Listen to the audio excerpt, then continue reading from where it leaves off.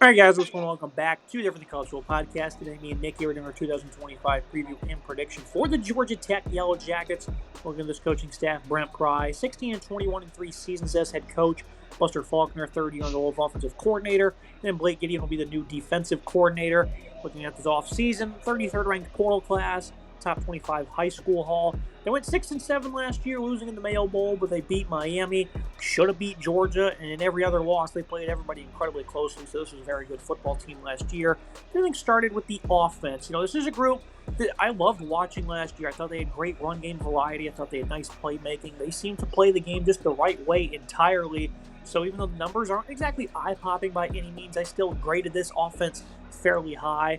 You look at a guy like Haynes King. He's one of 5 returning starters for this group, a player who showcases adequate arm strength. Really struggled with accuracy, decision-making, and ball security. Has been inconsistent. Was already noted to be a highly impressive runner with athletic ability, and he has really shined in that regard. Has good touch and can push it downfield. Of course, he did have 2 bad turnovers versus Georgia that outweighed how great he was in that game. This is a good veteran quarterback, Nick. I remember at times, at Texas A&M, remember this guy was supposed to be the next big thing. Ended up at Georgia Tech, and now he's doing great. And again, he really improved his ball security and his efficiency last year. 73% comp rate, only 2 picks. Despite the few turnovers, though, those ones against Georgia burned them in the game that they should have won. I think King's the ideal leader to take in going into the next season, though.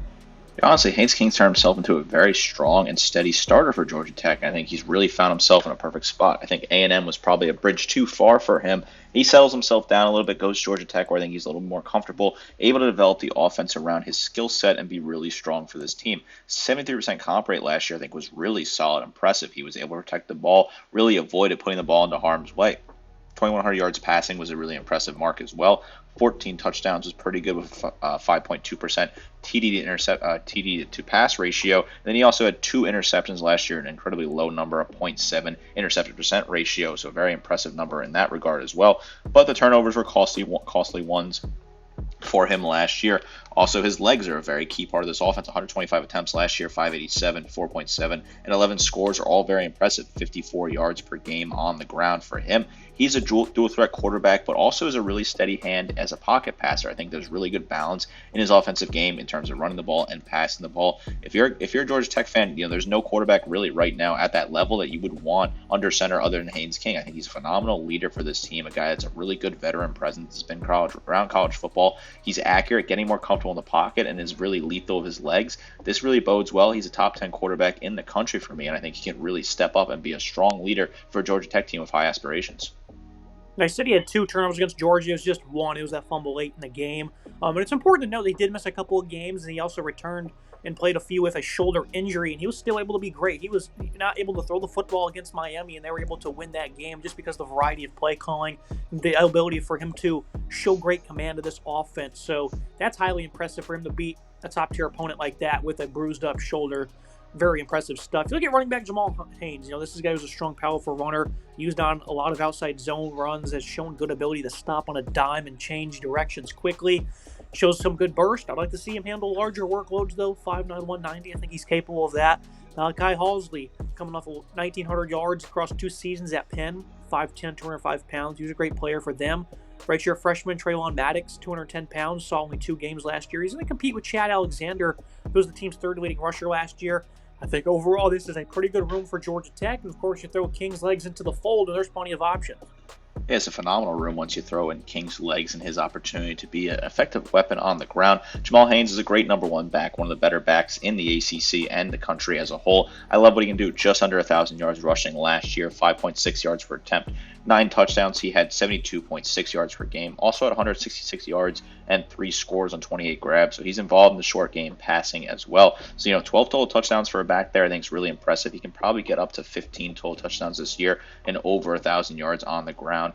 His yards from scrimmage is probably closer to that 1,300 to 1,400 yards this season. I think he's a really talented back that leads a great backfield. It's got some interesting depth pieces as well. Chad Alexander, I like what he can do, 280, 4.8, and 1 score. I thought he was impressive in the reps that he got last year. Curious to see what he can do this year. And they also had Halsley coming in from Penn, who I think is a really interesting ad coming from the FCS level, a guy that you bring in from an Ivy League school, obviously a high IQ there, another talented, very smart school in Georgia Tech. I think he's a really solid ad, a high football IQ guy. guy that could be really solid on the ground as a number 2 or 3 option here. I like what they have overall, a pretty strong backfield that should lead the way for what was a really good offense on the ground last year, 187 yards per game, 32nd in the nation.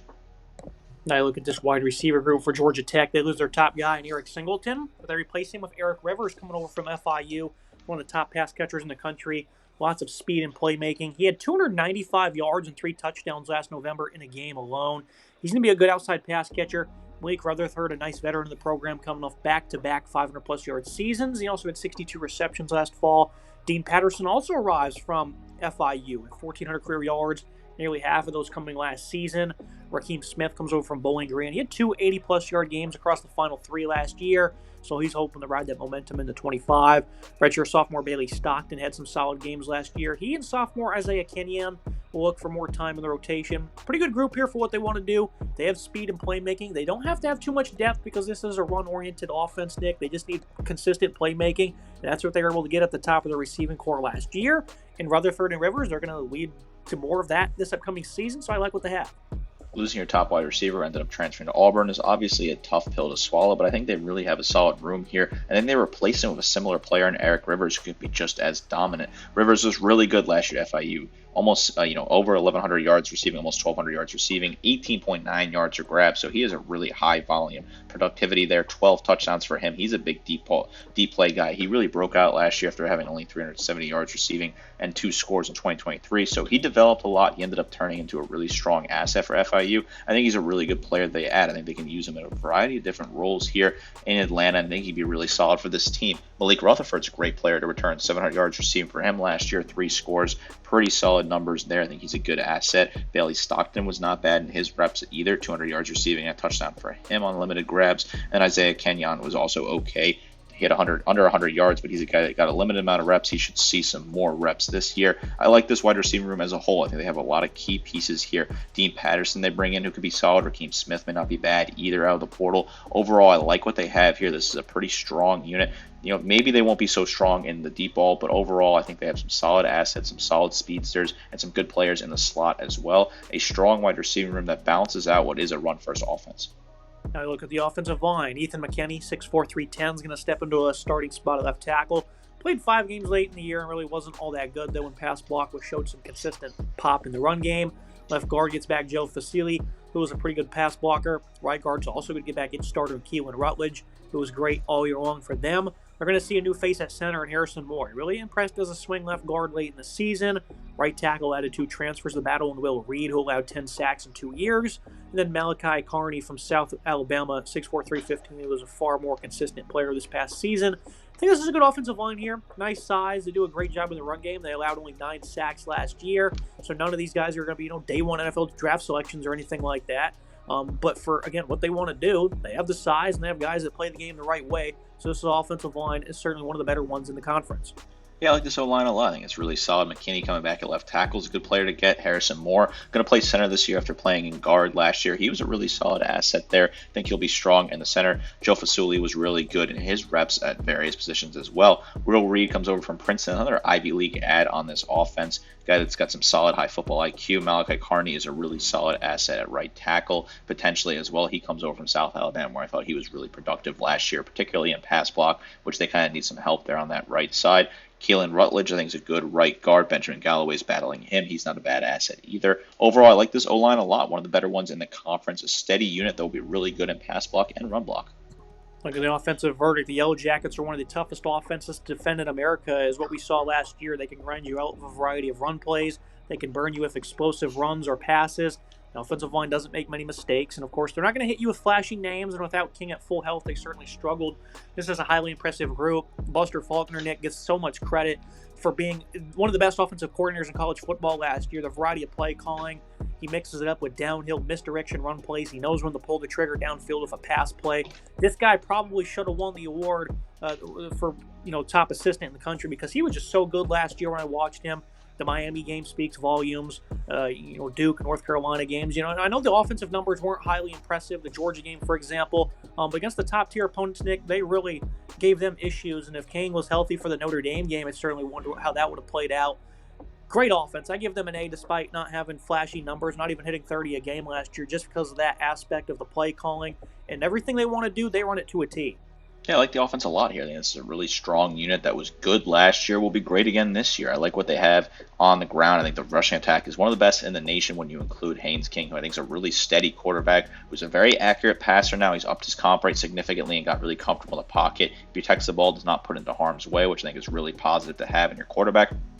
Jamal Haynes, one of the best running backs in the nation, a really talented back that cuts really well, has solid speed, and overall is a great player. The wide receiver room has some solid talent. They add a great player in Eric Rivers, who I think should be a really big breakout star in this conference. Malik Rutherford is a phenomenal leader. They return back as well. The O-line is a pretty strong unit, one of the better ones in the conference. This is one of the better offenses in the conference. I love what I see out of Georgia Tech here. I'm high on this offense. I think it's a very talented unit that should have a really strong season. Now move to the defensive side of the ball for Georgia Tech. They return only 4 starters, and you start up front with a pass rush that struggled significantly. Now they're going to go to the portal, add some edge help, though. A.J. Hoffler spent 2 years at Clemson, had 250-plus snaps last year, but was pretty quiet. Ronald Chip Riplett from UTSA was a great rotational pass rusher. Did good versus the run as well.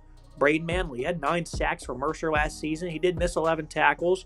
Return in-house 2 true sophomores, Montre Bradford, Jordan Boyd, who only saw a few snaps each last year. So they got some nice depth, it seems like. The interior defensive line, they're going to get back a starter in Jordan Van Den Berg, who's a great run stopper, 6'3", 305 pounds. Picked up a respectable player from UCF and Matthew Alexander, who saw plenty of snaps over his 3 years in Orlando. Akivo Stone, he started his career at Georgia Tech, but more of an impactful player the last 2 years over at Ole Miss, a good 280-pounder for them. Jason Moore is a pretty good run defender in 100 snaps last season. He's a 295-pounder. Pretty sound group up front. They have good depth and nice size. Pass rush needs to be better, though. It's not a guarantee that's going to happen, but I think when it comes to slowing down the run, they're going to do pretty well in that category. This is a group that stood up against Notre Dame, only gave up 168 rushing yards. It's a pretty good performance for playing against the Irish. Miami was held to less than 100. Georgia was only at 108. So they were never bad against the run.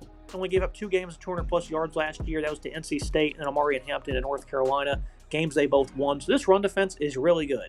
Yeah, very good run defense here. The pass rush concerns me if you want to have an issue with the defense early on. The pass rush, I think, is certainly a weaker unit in the conference, and that does kind of concern me here. The lack of sacks, I think, is jarring when you look at this team. But overall, I think they're a really solid run defense with some good key pieces. Jordan Van Den Berg is the one guy that comes back, 23 total tackles, 5 tackles for loss, a sack. For him, he had 2 fumble recoveries as well. I think he's a big asset there. A nice senior leader for your defensive line. A.J. Hoffler comes over from Clemson. He didn't do a whole lot there, but 13 total tackles, 1.5 tackles for loss, 2 QB hurries last year. He was a high-end talent at a high school. They're hoping to get something out of him.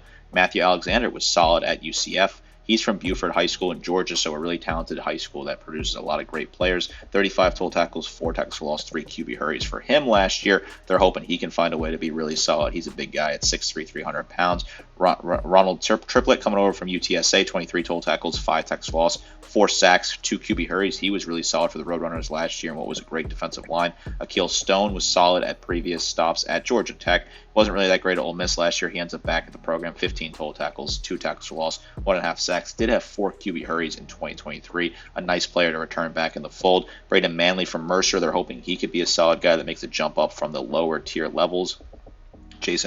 Jordan Boyd, that is, Jason Moore, or some younger guys on the roster that are hoping can find a way to step up and be involved in this pass rush. Definitely got to find a way to get some pressure on the quarterback. I'm concerned about that. But I think the run defense will be really strong. They were 30th in the nation in that regard last year, 122 yards per game. Should be a similar number again this year.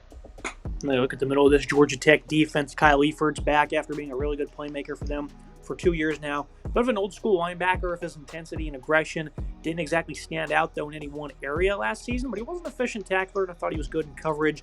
E.J. Lightsey was pretty good in 200 snaps in 8 games, showcasing prowess against the run. He should do well in a full-time role this season. Taj Butler saw the same amount of snaps and was just as good. Melvin Jordan was a good starter for Oregon State this past season. He really excelled versus the run and was above average versus the pass. Kamen Spalding also arrives from Tennessee Tech, who was a great starter this past season, was good in all areas for them. This room is really good. Some great run stoppers, consistent players, plenty of depth. I think this is one of the better rooms in college football. Nick, am I being a little bit too hopeful, or are you seeing the same vision? No, I love this linebacking core. I think it's a very strong unit that's got some great pieces. Kyle Efford returns. He was the top tackler on his team last year. 64 total tackles, 6 tackles for loss, 3 sacks, a pass breakup. He was really good. Taj Butler was a true freshman that really showed me a lot of promise early on. 25 total tackles, 5 tackles for loss. He's a good player. EJ Lightsey was not bad either. 22 total tackles, a tackle for loss, a pick 6 for him last year. He's a good player that they hope could be more versatile this year. They also added an interesting piece from Oregon State in Melvin Jordan, who was not bad for them last year. 45 total tackles, 2.5 tackles for loss, and a pass breakup for him. He's hoping to get some good reps here. They added Cayman Spalding from Tennessee Tech, who was really solid at the FCS level, a guy that was a good, hard-hitting player and a good leader on that team. Love this linebacking core. A lot of good names here, a lot of talent on the 2 and 3 depth. I like what they have. And you look at the secondary for Georgia Tech. This is a group that's 69th national against the pass. They're getting back a standout starter, Amari Harvey. He was great versus the run, above average in coverage. Rodney Shelley, he was pretty good as the top rotational corner, seeing 220 snaps in the slot as well. So he's a very important player for this secondary. I think he's going to be a big component for him in 25 as well. Zachary Tobe, he was a quality player in 2023 for Illinois. He saw less than 200 snaps last season, but he was pretty good in his appearances. Kelvin Hill also arrives from UAB. He struggled in coverage, was great versus the run, and only missed 1 tackle in nearly 700 snaps. The slot, they're going to pick up 2 transfers in Jai Gilmore. He was great in 4 seasons at Tennessee Tech as well, and then shined this past season at Georgia State. Daquan White was quality in 2 years of starting at Eastern Michigan, so I think the slot certainly has some nice competition. Clayton Powell-Lee, he's a veteran of the program as we shift to the safety group. He's been really good versus the run.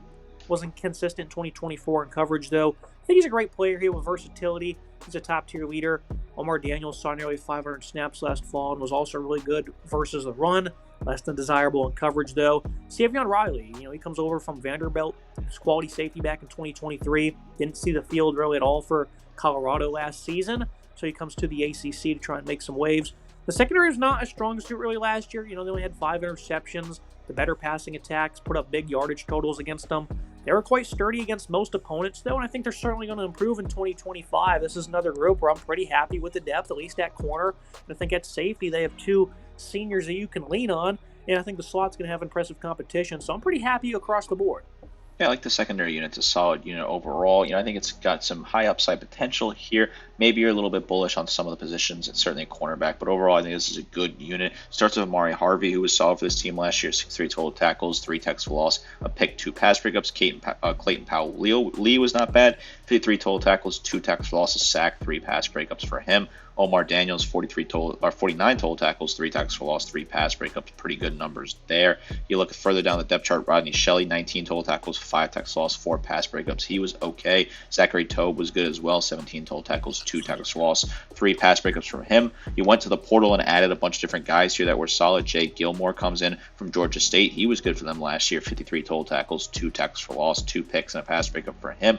He could be really solid for this team. I like Gilmore's a solid player. Savion Riley was not bad at Vanderbilt in a previous stop. Wasn't great at Colorado last year, but they're hoping he can get back to some previous form there. They bring in Kelvin Hill from UAB, who was pretty solid for that team as well. 43 total tackles, 5 pass breakups as a true freshman. He was a solid player for that team. I think that's a good add, a guy with some eligibility left. Daquan White from Eastern Michigan, he was not bad for that team either. 30 total tackles, 6 pass breakups, had 12 of those in 2023. So a guy that's got some good experience in coverage there, a solid coverage asset overall. At nickel, overall this is a secondary that's solid, right? It's a good unit that's got some solid pieces here. They were not incredible against the pass at times last year, but overall this is a unit that should be profiling around the similar, the same. Maybe they'll find a way to increase just a little bit here and get some solid production out of this back half. A decent unit here. Looking at the defensive verdict, I really love this side of the ball. They have depth and skill at all levels, despite being 114th and 118th in sacks and interceptions, respectively. They are pretty darn good. As Notre Dame didn't gash them, this group was complementary enough to allow them to build leads over Georgia and Miami. They're going to easily improve, and if the weaknesses double their production, like the pass rush and getting more interceptions, sky's the limit, Nick. So I think that's very important, as they didn't do great in terms of playmaking last year, but that's not going to be like that, I wouldn't think, 2 years in a row of what they have at the table. I love this defense. I'm going to give them a B+. I know I seem like I'm overvaluing both things this team does, but again, what I saw last year and what I'm seeing on paper, I'm very excited for what they have collectively. Certainly profiles to be a very strong defense in the conference. I like what they have on the defensive line in terms of run defense. I think Vandenberg coming back is really good. I think Hoffler was a solid add out of the portal, as was Stone. The linebacking core is one of the best in the conference, a very strong unit with Effort and Lightsley, who I think are really good. The secondary has some interesting pieces. Powell-Lee's a good player. Harvey's a really solid guy to get back. Same thing with Gilmore out of the portal, and then Shelley at cornerback is a really solid player returning overall as well. They got to improve in just some of the key pieces there. I think they got to improve a little bit in the secondary. Got to be better at getting a pass pass rush here. If they can find to have a strong pass rush and be a little bit stronger and more disciplined in the secondary, prevent some of those bigger plays that gashed them last year, the sky's the limit for this defense. It can end up being one of the top teams in the nation defensively. A really strong unit on paper that I think can develop and turn into a great unit as the season progresses. Looking at the schedule and the prediction for Georgia Tech, I think this team's going to be great. I love what they have, and despite not blowing you away with top-tier talent, they have exactly the components to compete in this conference. Nice veteran quarterback, some very good players in the supporting cast. They're good in the trenches, deep on defense. They can beat anyone they play, and that includes Clemson in the conference opener. And I think last year they proved they can beat absolutely anybody. The way they run this offense is so impressive, and the defense, again, complements them quite well. I think they're going to improve tremendously. This is absolutely a college football playoff sleeper. I love this team. I think they're going to be great.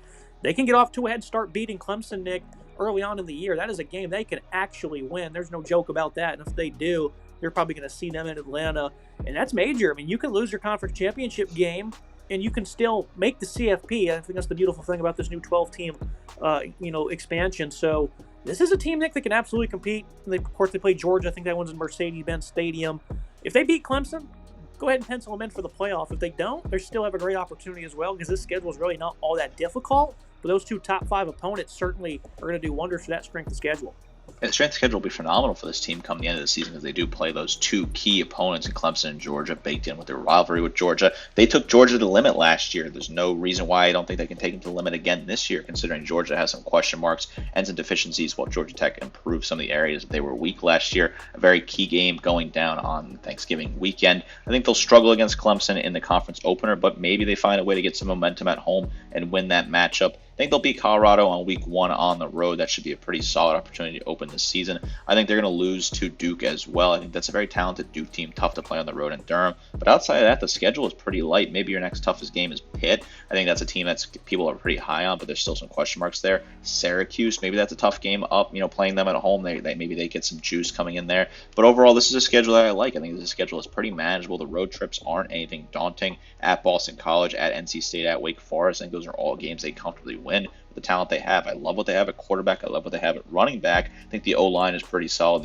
and the weapons at wide receiver have replenished and have been really good. The defense has some question marks, certainly. I think the pass rush is a big red flag, or the lack thereof of pass rush is a big red flag, and the secondary, I think, was a bit shaky at times last year. But if they can improve that secondary and get a little bit of a pulse rushing the passer, the sky's the limit for this team. They can sneak themselves into the playoffs. I love the coaching staff. I love the energy down there in Atlanta. This team's bringing in some talented players. They're putting things together on paper. The schedule plays out pretty favorably as well. This team will make some noise this year. I think they get to 9 wins, and if they don't make the playoff, they will at least be in a very strong bowl game. Another great season for the head coach down there, Brent Key and company, who's doing a really good job developing this program into a contender in college football and in the ACC. I like their long-term projections for Georgia Tech. Overall, a very solid team that should have a solid 2025. That's it for today's episode. Make sure you guys like, comment, subscribe. See you next time.